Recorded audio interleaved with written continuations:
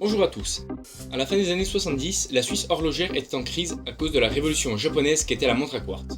Par conséquent, la marque genevoise Rolex a décidé de mettre en avant une nouvelle ligne de montres pour lutter contre cet événement.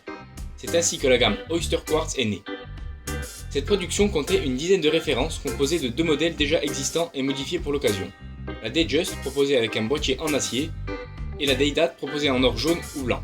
Mais avant ça, il y a eu également un prototype qui ne fut produit qu'à 1000 exemplaires en or également, qui fut la toute première Rolex à quartz, la 5100. C'est aussi la première Rolex à être équipée d'un verre saphir, mais après seulement 2 ans de production, Rolex arrêta la fabrication, car le mouvement n'était pas 100% maison.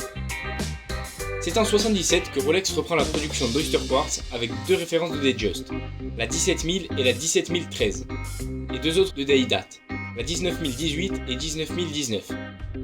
Comme on peut le constater, les bracelets Oyster ont été modifiés pour apporter un style différent à ces montres, qui n'est pas sans rappeler le design de la Royal Oak.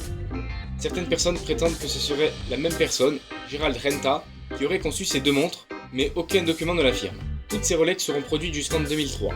En 1982, l'Oyster Quartz en acier doté d'une lunette cannelée en or blanc est commercialisé, ainsi que deux autres modèles de Day-Date avec un cerf en diamant. Toutes les Oyster Quartz sont équipées de deux mouvements Rolex, le 50-35 pour les Datejust et le 50-55 pour les Day-Date. D'ailleurs, d'autres modèles de Day-Date sortiront avec des effets texturés au niveau des couronnes et du bracelet, ainsi que d'autres incrustés de diamants.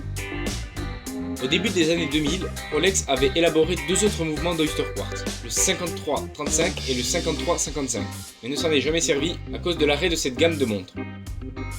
Voilà, c'est tout pour cette vidéo, j'espère qu'elle vous aura plu. D'autres vidéos sont disponibles sur ma chaîne si cela vous intéresse. Quant à moi, je vous dis à bientôt.